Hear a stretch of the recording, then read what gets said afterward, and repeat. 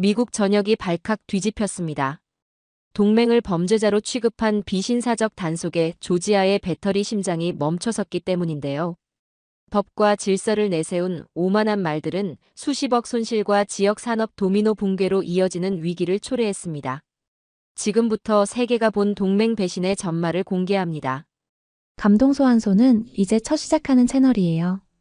구독, 좋아요와 함께 어디서 보고 계신지 댓글로 남겨주시면 더욱 재밌는 사연으로 보답해드리겠습니다. 큰 힘이 됩니다. 감사합니다. 안녕하세요. 저는 리처드 밀러입니다. 미국 조지아주에서 활동하는 경제 분석가이자 칼럼니스트로 일하고 있습니다. 지난 30여 년간 이 지역의 경제 변화를 지켜봐온 제가 오늘 여러분께 들려드릴 이야기는 놀라움 그 자체였습니다. 2023년 가을, 저는 엘러벨이라는 작은 도시로 차를 몰고 있었습니다. 창밖으로 펼쳐진 광경에 저도 모르게 브레이크를 밟았죠. 한 달 전만 해도 텅 빈 들판이었던 곳에 거대한 크레인들이 하늘을 찌르고 있었거든요. 수백 대의 건설 장비들이 바쁘게 오가며 흙먼지를 일으키고 있었고 형광조끼를 입은 작업자들이 개미처럼 움직이고 있더군요. 차 문을 열고 내리는 순간 제 코끝에 닿는 생생한 현장의 냄새가 있었습니다. 시멘트 냄새와 기계 오일 냄새, 그리고 뭔가 새로운 것이 만들어지고 있다는 희망의 냄새까지 말이에요. 저는 그 순간 가슴이 뛰기 시작했습니다. 마치 역사적인 순간을 목격하고 있다는 직감이 들었거든요. 입구에 서 있던 거대한 안내판 앞에서 저는 한참을 머물렀습니다. 현대자동차와 LG에너지솔루션의 합작 배터리 공장이라는 글자가 또렷하게 새겨져 있었는데 그 아래 작은 글씨로 적힌 내용들을 하나씩 읽어내려가며 놀라지 않을 수 없었어요. 55억 달러 투자 규모, 8,000명 직접 고용, 2만 명 간접 고용 창출이라는 숫자들이 현실처럼 다가왔거든요. 공사 현장으로 들어가자 더욱 놀라운 광경이 펼쳐졌습니다. 곳곳에서 한국어와 영어가 뒤섞인 대화 소리가 들려왔는데 전혀 어색하지 않았어요.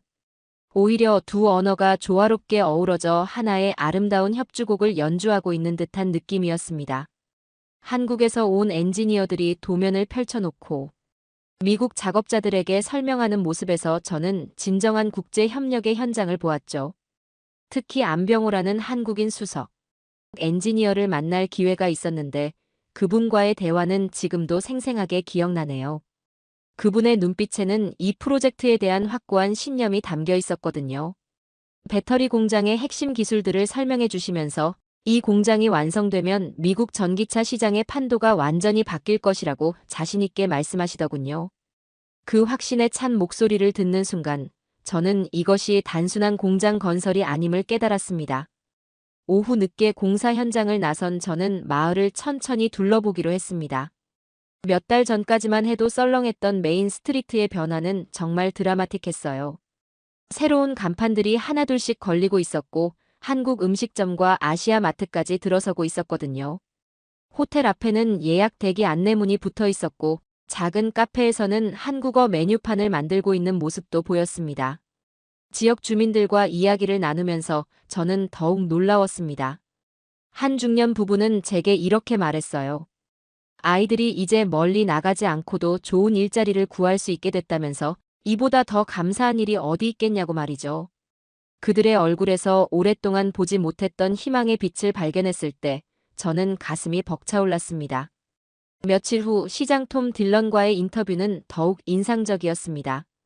그는 상기된 목소리로 한국 기업이 이 지역에 가져다준 변화를 기적이라고 표현했어요.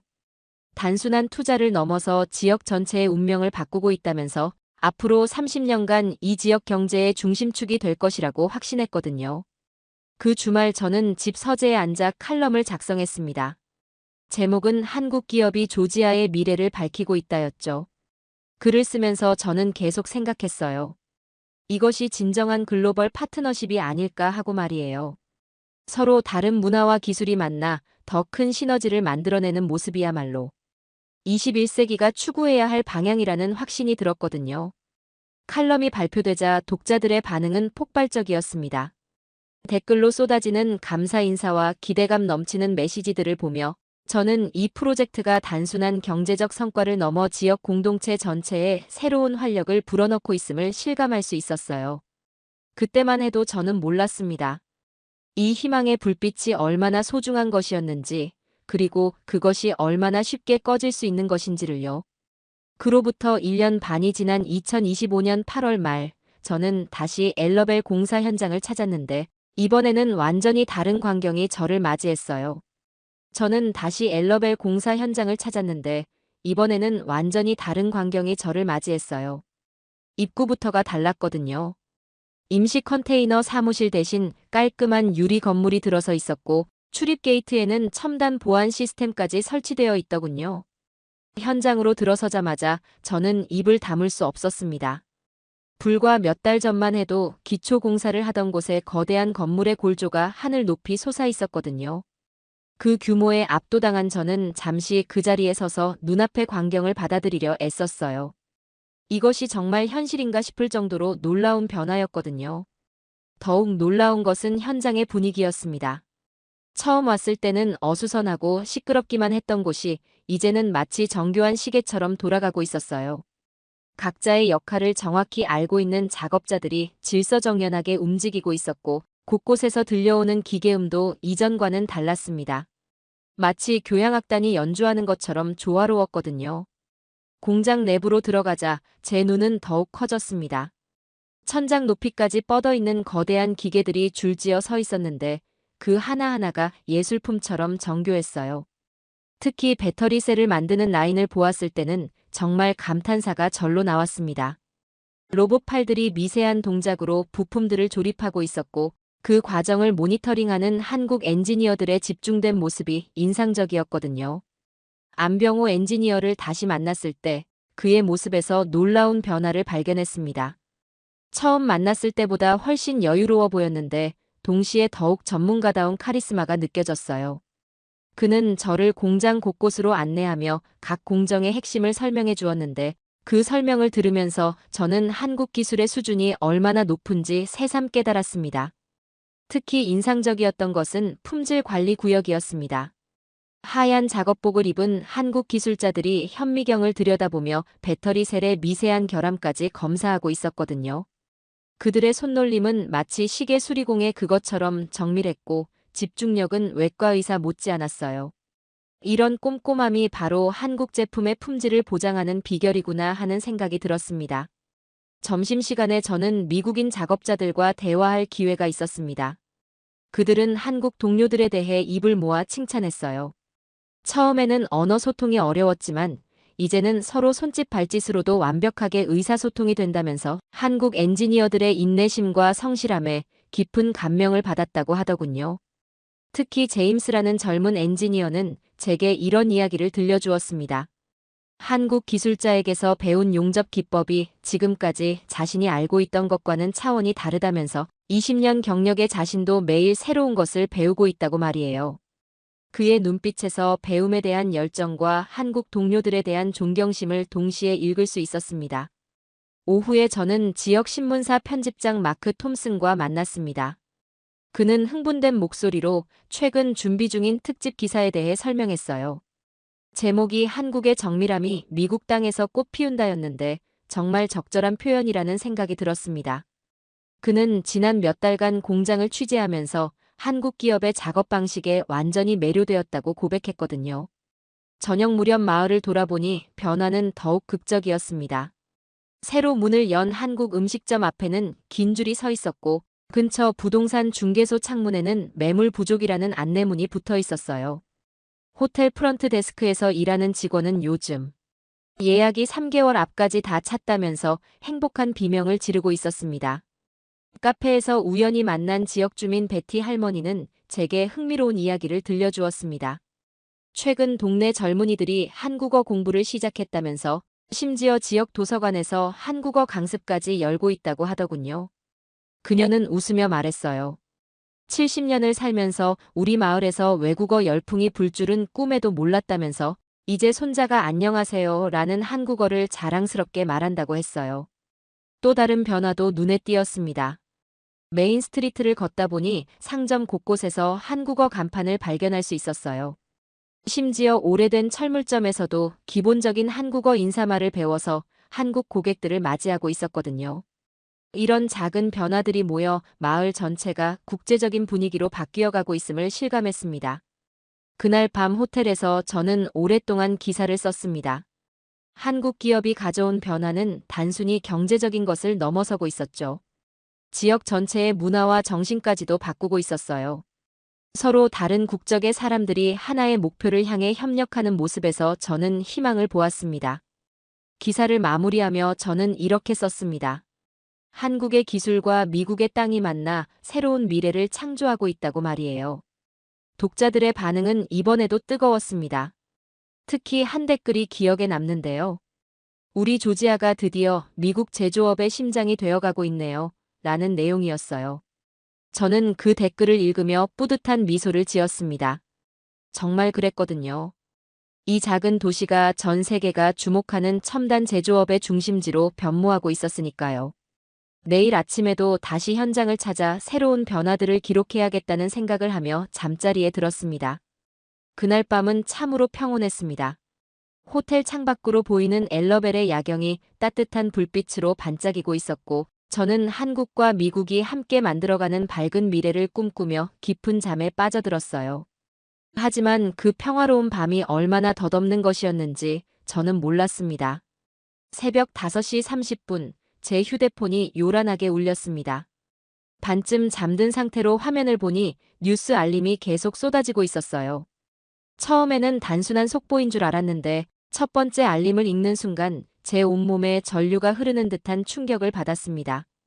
조지아주 현대차 -LG 배터리 공장 단속, 한국인 300여 명 포함 475명. 구금이라는 제목이 눈에 들어왔거든요. 잠이 완전히 깨버린 저는 급하게 텔레비전을 켰습니다. 모든 뉴스 채널에서 같은 화면이 반복되고 있었어요.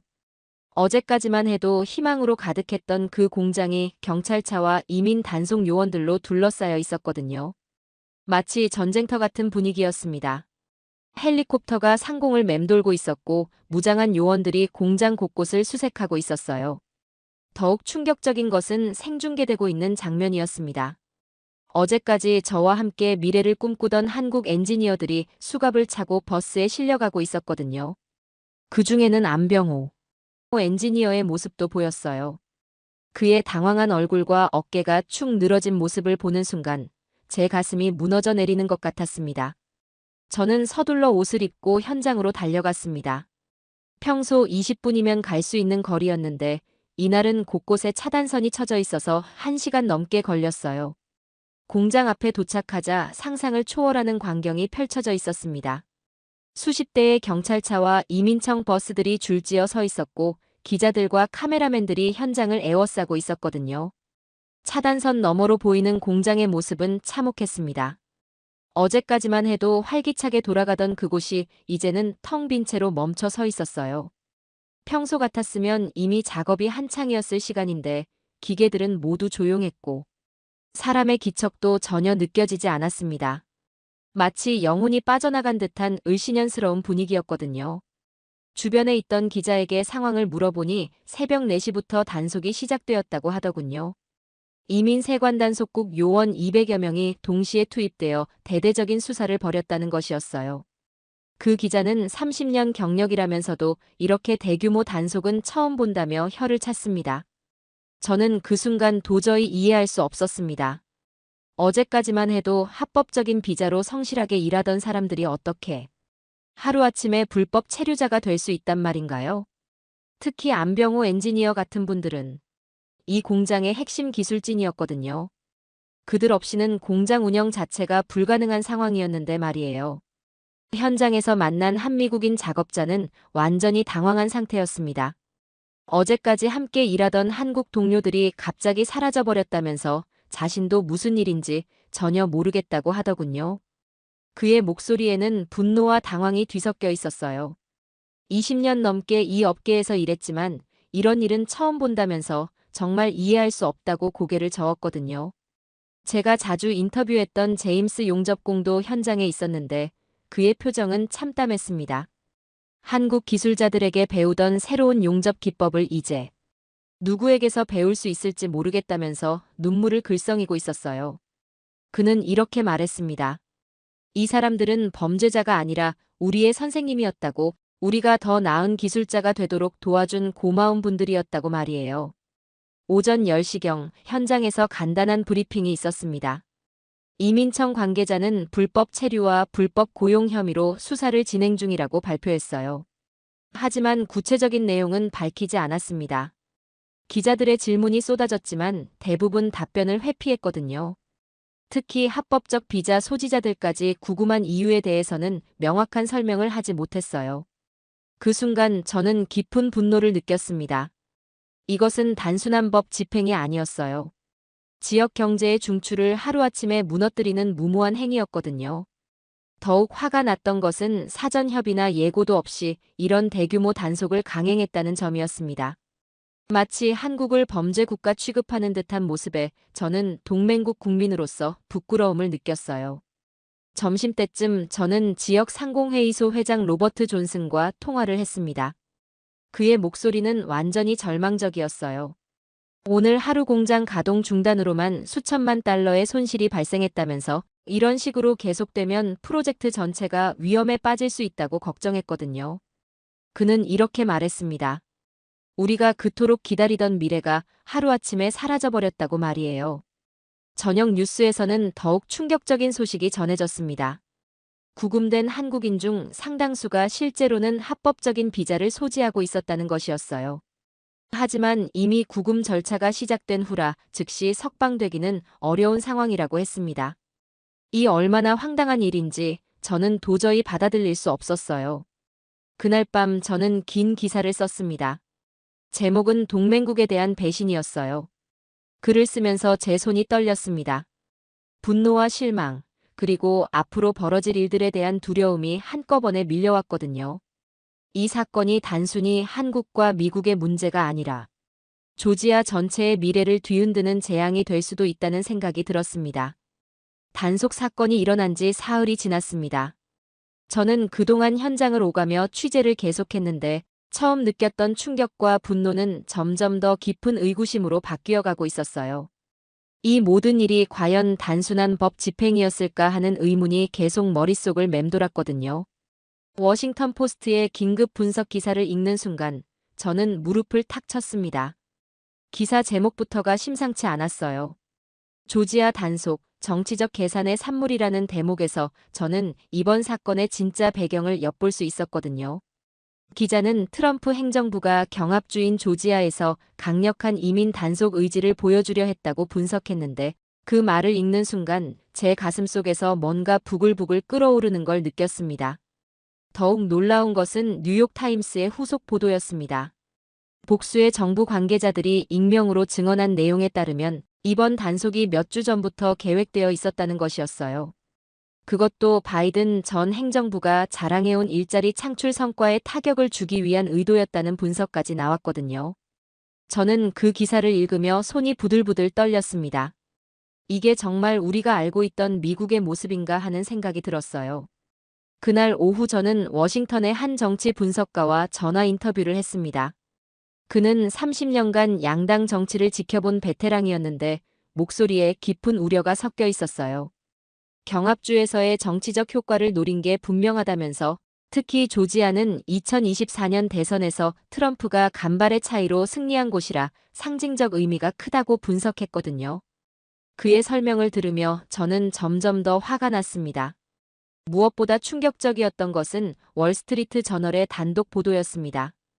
백악관 내부 소식통이 전한 바에 따르면 이번 단속 작전에 현대차나 LG 측에 사전 통보가 전혀 없었다는 것이었어요. 일반적으로 이런 대규모 단속은 기업 측과 최소한의 협의 과정을 거치는 게 관례인데 이번에는 그런 절차를 완전히 생략했다는 거였습니다. 저는 그 순간 이것이 의도적인 기습이었다는 확신이 들었어요. 저녁 무렵 CNN의 특집 프로그램을 보면서 저는 더욱 분노했습니다. 정치 전문가들이 나와서 이번 사건을 두고 설왕설래하는 모습이 참으로 한심하게 느껴졌거든요. 한쪽에서는 법과 질서를 강조하며 단속을 지지했고 다른 쪽에서는 동맹국에 대한 예의를 운운하며 비판했어요. 하지만 정작 중요한 것은 이 모든 것이 정치적 계산에 의해 벌어진 일이라는 점이었습니다. 그 다음 날 아침 저는 조지아 주지사 브라이언 캠프의 긴급 성명을 접했습니다. 그는 연방정부의 단속 작전에 대해 사전에 전혀 통보받지 못했다며 유감을 표했는데 그의 목소리에서 당황감을 숨길 수 없었어요.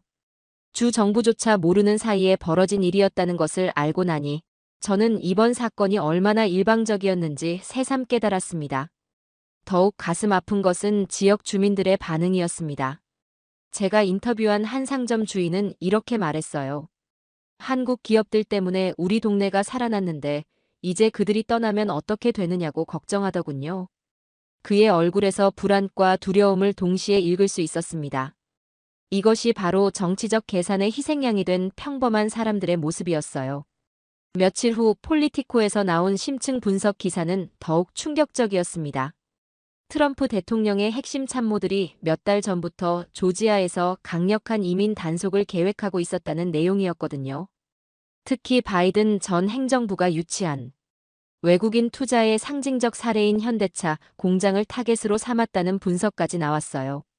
저는 그 기사를 읽으며 정말 말이 안 된다는 생각이 들었습니다. 그 주말 저는 집에서 긴 시간을 보내며 이 모든 상황을 정리해 보려 했습니다. 창밖으로 보이는 조지아의 평화로운 풍경과 달리 제 마음속은 온통 분노와 실망으로 가득했어요. 미국의 제조업 부흥을 위해 가장 큰 공헌을 한 사람들이 왜 이런 취급을 받아야 하는지 도무지 이해할 수 없었거든요. 저는 그때 깨달았습니다. 이것은 단순한 법 집행이 아니라 치밀한 정치적 계산의 결과라는 것을 말이에요. 동맹국의 국민들을 정치적 도구로 사용한 것에 대해 저는 깊은 수치심을 느꼈습니다. 이것이 과연 우리가 자랑하던 미국의 모습인지, 진정한 리더십이란 무엇인지에 대해 진지하게 생각하게 되었어요. 밤늦게 저는 긴 칼럼을 작성하기 시작했습니다. 제목은 동맹에 대한 배신이었어요. 첫 문장을 쓰는 순간부터 제 손가락이 키보드 위에서 춤을 추듯 빠르게 움직였습니다. 분노와 실망, 그리고 부끄러움이 뒤섞인 복잡한 감정들이 글자로 변해 화면을 채워갔어요. 글을 쓰면서 저는 계속 생각했습니다. 정치적 이익을 위해 무고한 사람들을 희생양으로 삼는 것이 과연 옳은 일인지, 동맹국에 대한 최소한의 예의도 지키지 않는 것이 진정한 미국다운 모습인지 말이에요. 그 순간만큼은 제가 미국인이라는 사실이 부끄럽게 느껴졌습니다. 칼럼의 마지막 문장을 쓸 때쯤 저는 이렇게 결론지었습니다. 이번 사건은 미국 정치의 가장 어두운 면을 보여준 사례라고 말이에요. 그리고 이런 일이 다시는 반복되어서는 안 된다는 강한 의지를 다졌습니다. 하지만 저는 아직 몰랐어요. 이것이 단지 시작에 불과하다는 것을요. 칼럼을 발표한 지 사흘 후 저는 다시 엘러벨 공장을 향해 차를 몰았습니다. 그간 밝혀진 정치적 배경에 대한 분노가 여전히 가슴속에서 끓고 있었지만 이번에는 현실적인 피해 규모를 직접 확인하고 싶었어요. 공장으로 향하는 길목부터 뭔가 달랐습니다. 평소 같으면 공사 차량들로 붐비던 도로가 을씨년스럽게 조용했거든요. 공장 입구에 도착하자마자 저는 충격을 받았습니다. 불과 일주일 전만 해도 활기차게 드나들던 출입구에 차단선이 쳐져 있었고 경비원만이 쓸쓸히 서 있었어요. 평소 같았으면 이른 아침부터 들려오던 기계음과 사람들의 목소리가 완전히 사라진 채 정막만이 감돌고 있었습니다. 마치 생명이 빠져나간 거대한 몸뚱이를 보는 듯한 기분이었어요. 허가를 받고 공장 내부로 들어가자 더욱 참담한 광경이 펼쳐졌습니다. 며칠 전만 해도 24시간 돌아가던 생산 라인들이 모두 멈춰 서 있었거든요. 거대한 기계들은 그대로 있었지만 그것들을 작동시켜야 할 한국 엔지니어들이 사라진 상황에서는 고철 덩어리에 불과했어요. 특히 배터리셀 제조 라인 앞에 서자 가슴이 먹먹해졌습니다. 이 정교한 시설들이 언제 다시 가동될 수 있을지 아무도 알 수 없었거든요. 현장에 남아있던 몇몇 미국인 직원들과 이야기를 나눠보니 상황은 더욱 심각했습니다. 제임스 현지 엔지니어를 다시 만났는데 그의 표정은 일주일 전과는 완전히 달랐어요. 한국 동료들이 남겨둔 한국어로 된 기술 매뉴얼을 들고 있었는데 그는 한숨을 쉬며 말했습니다. 이 복잡한 내용을 이해하려면 몇 달은 걸릴 것 같다면서 한국 엔지니어들이 얼마나 전문적이었는지 이제야 깨달았다고 하더군요. 더욱 놀라운 것은 공장 관리 사무실에서 들은 이야기였습니다. 미셸 타너 관리 책임자는 창백한 얼굴로 저에게 충격적인 수치를 알려주었어요. 하루 공장 가동 중단으로만 약 5천만 달러의 손실이 발생하고 있다는 것이었습니다. 일주일이면 3억 5천만 달러, 한 달이면 15억 달러의 천문학적 손실이라는 계산이 나왔거든요. 그 숫자를 듣는 순간 저는 현기증을 느꼈습니다. 미셸은 처음에는 법과 절차를 강조하며 단속을 옹호하는 입장이었는데 이제는 완전히 달라진 모습이었어요. 그녀는 솔직하게 고백했습니다. 한국 기술진 없이는 이 공장을 제대로 가동할 수 없다는 현실을 뼈저리게 깨달았다고 말이에요. 특히 배터리 제조 공정의 핵심 부분들은 한국 엔지니어들만이 알고 있는 노하우였다며 이제야 그들이 얼마나 중요한 존재였는지 알겠다고 하더군요.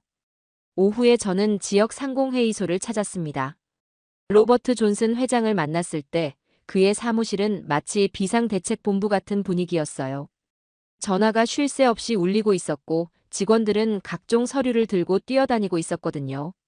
로버트 회장의 얼굴에는 깊은 걱정이 새겨져 있었습니다. 그는 제게 더욱 충격적인 이야기를 들려주었습니다.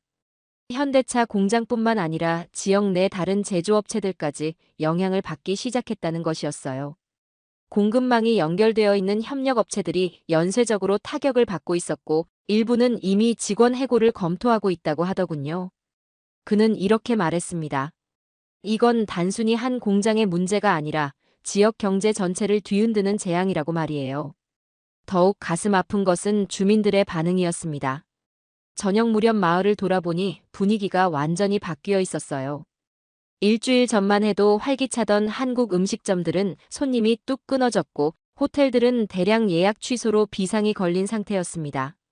작은 카페에서 만난 베티 할머니는 눈물을 글썽이며 말했어요. 손자가 다니던 한국어 강습반이 문을 닫았다면서 이제 우리 마을이 다시 예전의 조용한 시골로 돌아가는 건 아닌지 걱정된다고 하더군요. 부동산 중개업소 앞을 지나다 보니 상황은 더욱 심각했습니다. 불과 며칠 전까지만 해도 매물 부족이라는 안내문이 붙어있던 창문에 이제는 급매물 안내가 가득했어요. 집값이 하루가 다르게 떨어지고 있다는 얘기도 들렸습니다. 한국 기업의 투자로 급격히 상승했던 부동산 가치가 이제는 반대로 급락하고 있는 상황이었거든요.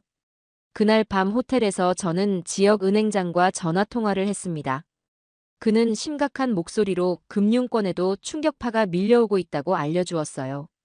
현대차 관련 대출들에 대한 우려가 커지고 있고 지역 내 다른 투자 계획들도 보류되거나 취소되고 있다는 것이었습니다. 특히 외국인 투자에 대한 불신이 크게 증가했다며 이런 분위기가 계속되면 지역 경제에 장기적인 타격이 불가피하다고 경고했어요. 더욱 충격적인 것은 다른 외국 기업들의 반응이었습니다. 독일의 한 자동차 부품 회사가 조지아 투자를 재검토하기 시작했다는 소식을 들었거든요. 일본의 한 전자기업도 비슷한 우려를 표명했다고 했어요. 한국 기업들에게 일어난 일이 자신들에게도 언제든 벌어질 수 있다는 불안감이 확산되고 있었습니다. 그 주말 저는 워싱턴의 경제 전문가와 긴 인터뷰를 진행했습니다. 그는 이번 사태의 경제적 파급 효과를 분석해 주었는데 그 내용은 정말 심각했어요. 조지아주 경제에 미치는 직접적 영향만 해도 수십억 달러에 이를 것이라는 전망이었거든요. 더 나아가 미국 전체의 외국인 투자 유치에도 부정적 영향을 미칠 것이라고 우려했습니다. 저는 그때 깨달았습니다. 이것은 단순한 이민 단속이 아니라 조지아 전체를 흔드는 경제적 재앙이라는 것을 말이에요. 수만 개의 일자리와 지역의 미래가 송두리째 흔들리고 있었거든요. 한국 기업들이 가져다준 희망이 하루아침에 절망으로 바뀌는 모습을 보며 저는 정치적 계산이 얼마나 무서운 결과를 낳을 수 있는지 뼈저리게 느꼈습니다. 그날 밤 저는 새로운 칼럼을 쓰기 시작했습니다. 제목은 무너지는 꿈이었어요. 글을 쓰면서 저는 계속 생각했습니다. 과연 이 모든 피해가 회복 가능한 것일까? 한번 무너진 신뢰를 다시 쌓는데 얼마나 오랜 시간이 걸릴까 하고 말이에요. 무너지는 꿈이라는 제목의 칼럼을 발표한 지 이틀 후 저는 예상치 못한 전화를 받았습니다. 한국 총영사관에서 걸려온 전화였는데 담당관은 제 칼럼을 읽었다며 현 상황에 대한 의견을 듣고 싶다고 했어요. 그때까지만 해도 저는 이 문제가 얼마나 큰 외교적 파장을 일으킬지 제대로 인식하지 못하고 있었거든요. 하지만 그날 오후 상황이 급변했습니다. 한국 외교부가 긴급 성명을 발표했다는 소식을 접한 순간 저는 사태의 심각성을 깨달았어요. 성명서의 첫 문장부터가 충격적이었습니다. 동맹국 국민을 범죄자 취급한 것은 도저히 용납할 수 없다는 강력한 표현에서 한국 정부의 분노가 고스란히 드러났거든요.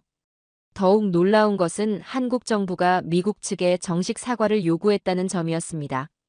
30년 넘게 한미 관계를 지켜본 저로서는 이런 강경한 입장을 본 적이 거의 없었어요.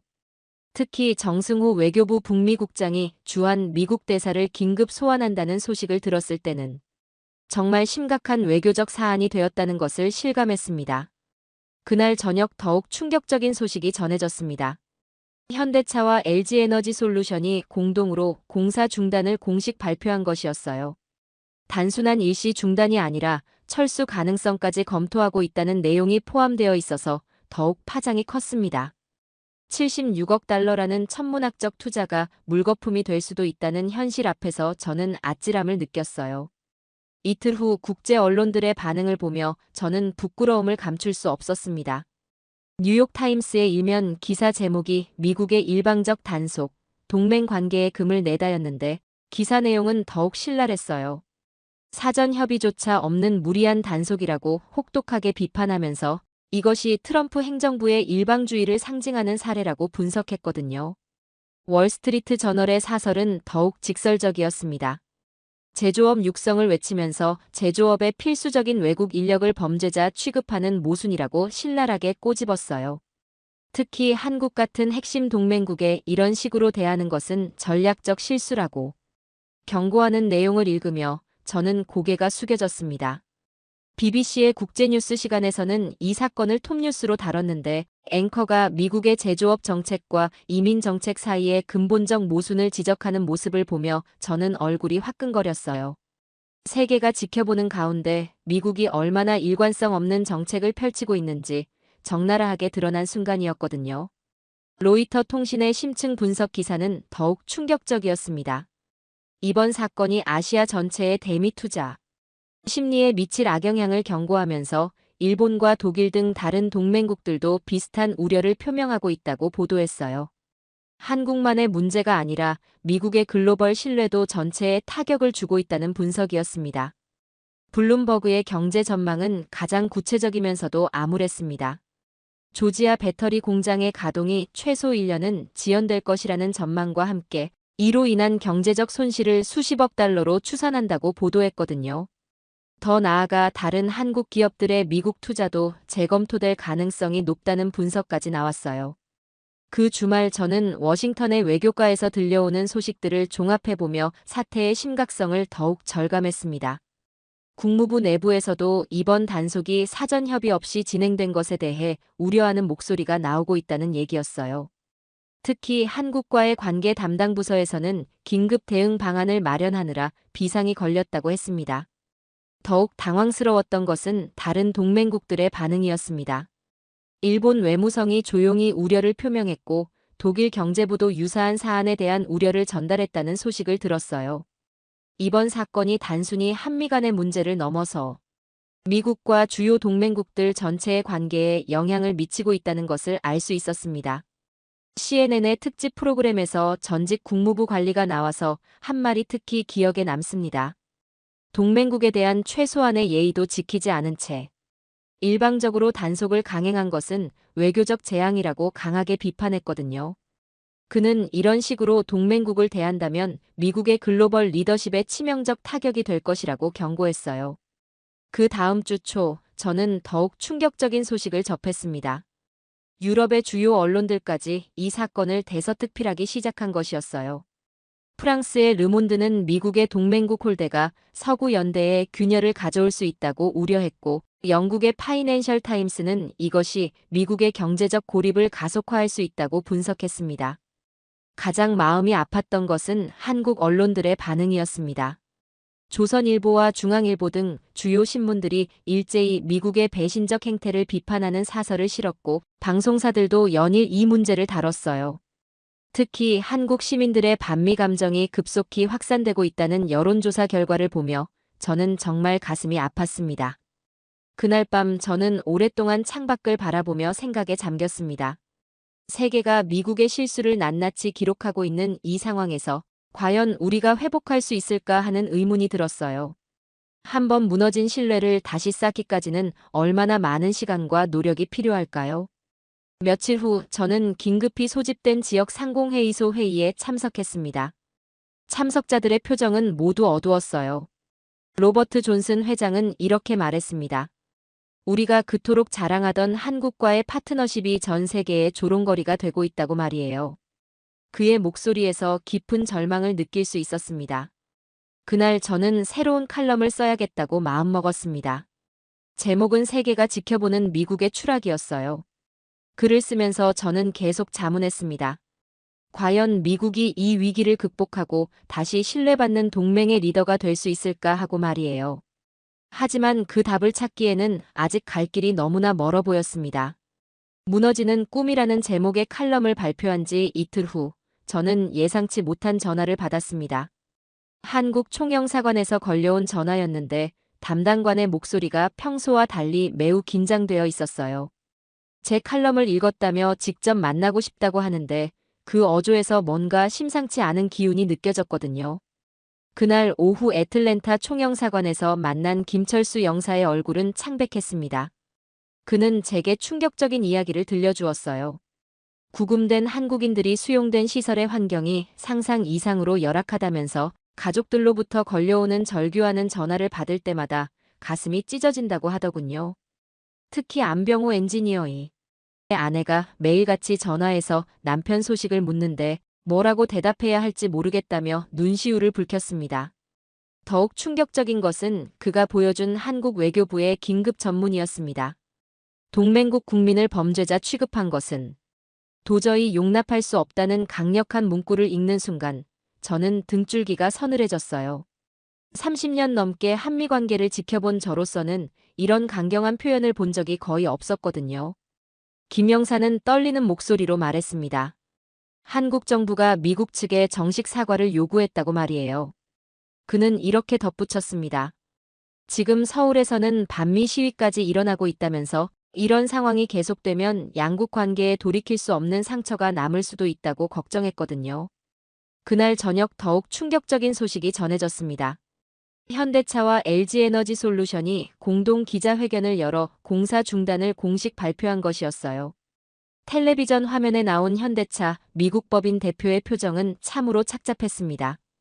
그는 단 한마디로 상황을 요약했어요. 우리는 범죄자가 아니라 미국의 미래를 함께 만들어가려던 파트너였다고 말이죠. 이틀 후 저는 공장 근처 마을을 다시 찾았습니다. 분위기가 완전히 달라져 있었어요. 며칠 전까지만 해도 한국을 지지하던 주민들 사이에서도 의견이 갈리기 시작했거든요. 한 카페에서 만난 두 중년 여성의 대화가 특히 기억에 남습니다. 한 명은 한국인들이 불쌍하다며 동정했지만 다른 한 명은 법은 법이라며 단속을 옹호했어요.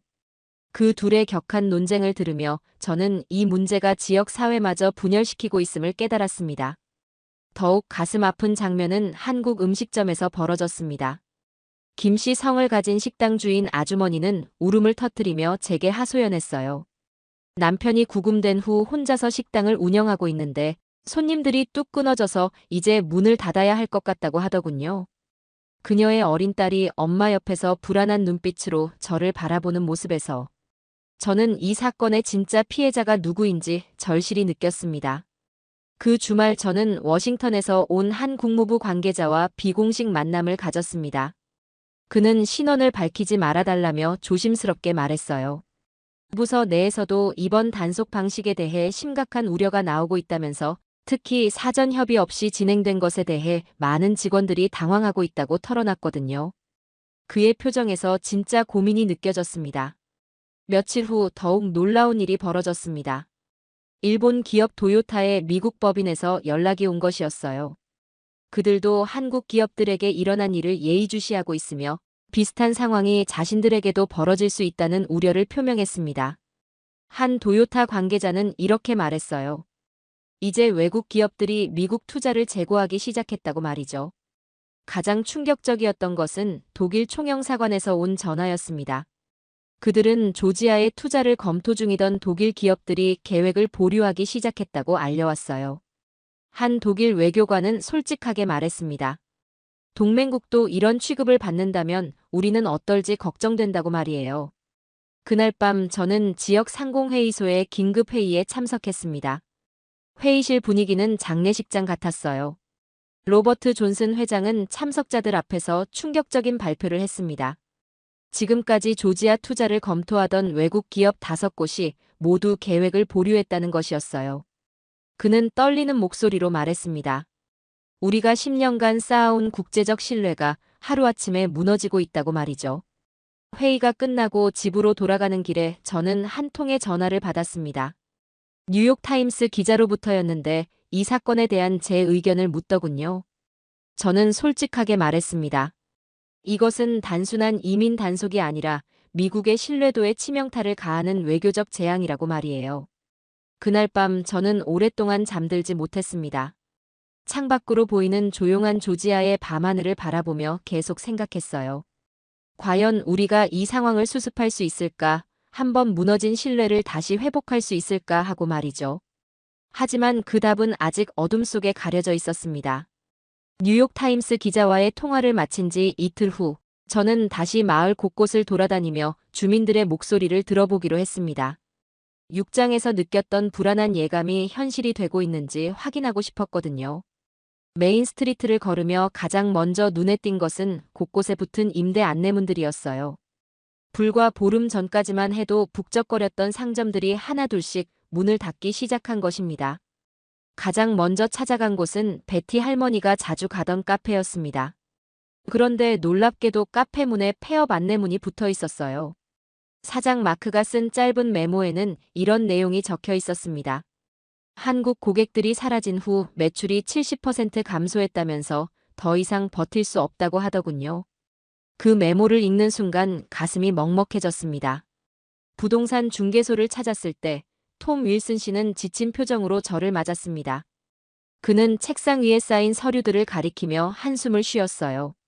집값이 연일 폭락하고 있다면서 한국 기업 투자로 급상승했던 부동산 가치가 이제는 원점으로 돌아가고 있다고 하더군요. 특히 공장 근처 아파트 단지는 입주자들이 줄줄이 이사를 나가고 있다며 걱정스러운 표정을 지었습니다. 하지만 진짜 가슴 아픈 이야기는 따로 있었습니다.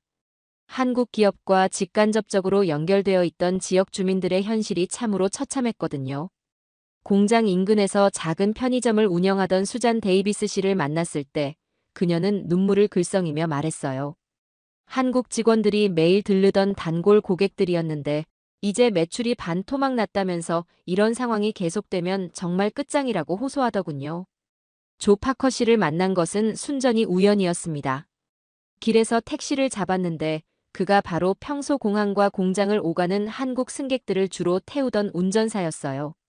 그의 증언은 정말 생생했습니다. 이제는 그런 수요가 완전히 사라졌다면서 한국인들이 돌아간다면 이 동네는 다시 예전처럼 썰렁해질 거라고 탄식했거든요. 그는 창밖을 바라보며 말했어요. 우리가 꿈꾸던 미래가 산산조각 나고 있다고 말이죠. 집에 돌아와 뉴스를 확인하는 순간 저는 깜짝 놀랐습니다. 독일의 대형 화학회사 바스프가 조지아 투자 계획을 전면 재검토한다고 발표한 것이었어요. 회사 측 성명에 따르면 미국의 예측 불가능한 이민 정책 때문에 투자 리스크가 너무 크다는 판단이라고 했습니다. 20억 달러 규모의 투자가 물거품이 될 위기에 처한 거였죠. 악재는 거기서 끝나지 않았습니다.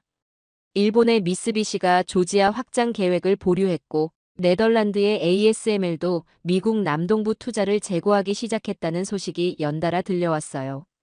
마치 도미노가 무너지듯 외국 기업들이 하나둘씩 발을 빼기 시작하는 모습을 보며 저는 정말 끔찍한 일이 벌어지고 있다는 것을 깨달았습니다. 다음 날 아침 지역 상공회의소에서는 긴급회의가 소집되었습니다. 참석자들의 얼굴은 모두 절망으로 가득했어요. 로버트 존슨 회장이 발표한 자료는 정말 충격적이었습니다. 지난 한 달 동안 조지아주 전체에서 취소되거나 보류된 외국인 투자가 총 150억 달러에 달한다는 것이었거든요. 그는 떨리는 목소리로 경고했습니다. 이런 식으로 계속되면 조지아 경제가 10년 전으로 후퇴할 수도 있다고 말이죠. 회의에서 만난 지역 은행장 마이클 브라운의 분석은 한층 구체적이었습니다. 외국 기업 관련 대출들에 대한 부실, 우려가 급속히 확산되고 있다면서 금융권 전체가 긴장하고 있다고 고백했어요. 그의 말이 특히 기억에 남습니다. 신뢰라는 것은 쌓는 데는 수년이 걸리지만 무너지는 것은 하루면 충분하다고 말이죠. 그 주말 애틀랜타 한인회를 찾았을 때 들은 이야기는 예상보다 심각했습니다. 박성철 회장은 30년간 미국에 살면서 이런 일은 처음이라며 한국계 미국인들조차 불안해하고 있다고 털어놨거든요. 특히 자녀들이 학교에서 따돌림을 당하는 일까지 생기고 있다면서 이 모든 상황이 정말 가슴 아프다고 하더군요. 그의 목소리에서 깊은 걱정이 느껴졌습니다. 조지아에 진출한 다른 한국 기업들의 움직임도 심상치 않았습니다. 여러 회사들이 투자 계획을 축소하거나 아예 철회하는 방향으로 선회하고 있다는 소식을 들었어요. 한 기업 관계자는 익명을 조건으로 이렇게 말했습니다. 언제 또 이런 일이 벌어질지 모르는 상황에서 어떻게 장기 투자를 할 수 있겠냐고 말이에요. 주말이 지나고 월요일 아침 제 이메일함에는 또 다른 비보가 기다리고 있었습니다. 싱가포르의 한 대기업이 미국 동남부 전체에서 발을 빼기로 결정했다는 것이었어요. 회사 측은 미국의 비즈니스 환경에 대한 신뢰가 크게 흔들렸다는 이유를 들었습니다. 아시아 전체의 대미 투자 심리가 급속히 냉각되고 있다는 분석이 나오기 시작했어요. 그날 오후 공장 근처를 다시 찾았을 때의 광경은 잊을 수 없습니다. 한 달 전만 해도 희망으로 가득했던 그곳은 이제 완전히 다른 모습이었어요. 텅 빈 주차장과 조용한 건물들을 보며 저는 신뢰라는 것이 얼마나 소중하고 동시에 얼마나 쉽게 무너질 수 있는지 뼈저리게 느꼈습니다. 그날 밤 저는 긴 기사를 썼습니다. 제목은 무너진 신뢰, 회복 가능할까였어요. 글을 쓰면서 저는 계속 생각했습니다. 하루아침에 무너진 이 신뢰를 다시 쌓으려면 얼마나 오랜 시간이 걸릴까, 그리고 과연 그것이 가능하기나 할까 하고 말이에요. 그 순간 저는 확신했습니다. 신뢰는 하루아침에 무너졌지만 그것을 되돌리는 것은 결코 쉽지 않을 것이라고요. 무너진 신뢰에 대한 기사를 발표한 후 며칠 동안 저는 집 서재에서 빈 컴퓨터 화면만 바라보고 있었습니다. 지난 몇 주간 목격한 모든 것들이 머릿속을 맴돌았지만 도무지 어디서부터 시작해야 할지 감이 오지 않았거든요. 그때 전화벨이 울렸습니다. 김철수 영사였습니다. 그의 목소리는 여전히 지쳐 있었지만 뭔가 달라진 게 있었어요. 구금된 한국인들 중 일부가 석방되기 시작했다는 소식을 전해주면서 그는 이렇게 말했습니다. 지금이야말로 진짜 중요한 메시지를 전할 때라고 말이에요. 그 말을 듣는 순간 저는 마지막 글을 써야겠다고 결심했습니다. 컴퓨터 앞에 다시 앉아 첫 문장을 쓰기 시작했습니다. AI 시대, 첨단 산업의 중심에서 한국은 반드시 필요하다는 문장을 타이핑하는 순간 제 손가락이 저절로 움직이기 시작했어요. 지난 몇 주간 쌓인 모든 감정과 생각들이 글자로 변해 화면을 채워갔습니다. 글을 쓰던 중 문득 창밖을 바라보니 베티 할머니가 길을 걸어가고 있었습니다. 예전보다 훨씬 쓸쓸해 보이는 그녀의 뒷모습을 보며 저는 타이핑을 잠시 멈췄어요. 그리고 다시 이렇게 썼습니다. 미국 정부는 한국에 정중히 사과해야 한다고 말이에요. 이것은 단순한 외교적 수사가 아니라 할머니 같은 평범한 사람들의 꿈을 되살리는 일이라고 강조했습니다. 1시간쯤 글을 쓰고 있는데 또 전화가 걸려왔습니다. 로버트 존슨 회장이었는데 그의 목소리에는 절망과 희망이 뒤섞여 있었어요. 독일 기업 하나가 투자 재검토를 번복하고 다시 조지아를 고려하기 시작했다는 소식을 전해주면서 하지만 여전히 대부분은 관망하고 있다고 하더군요. 그 통화를 마치고 저는 더욱 절실한 마음으로 글을 이어갔습니다. 재발 방지를 약속해야 한다고 쓰면서 저는 제임스 엔지니어의 얼굴이 떠올랐습니다. 한국어 매뉴얼을 붙들고 씨름하던 그의 모습 말이에요. 숙련 인력이 정당하게 일할 수 있는 제도를 마련해야 한다는 문장을 쓸 때 제 가슴이 뜨거워졌습니다. 이건 그들만의 문제가 아니라 우리 모두의 미래가 걸린 일이었거든요. 글의 중반부를 쓰던 중 갑자기 문득 떠오른 생각이 있었습니다. 동맹이란 무엇인가 하는 근본적인 질문이었어요. 저는 잠시 글쓰기를 멈추고 지난 30년간의 기억들을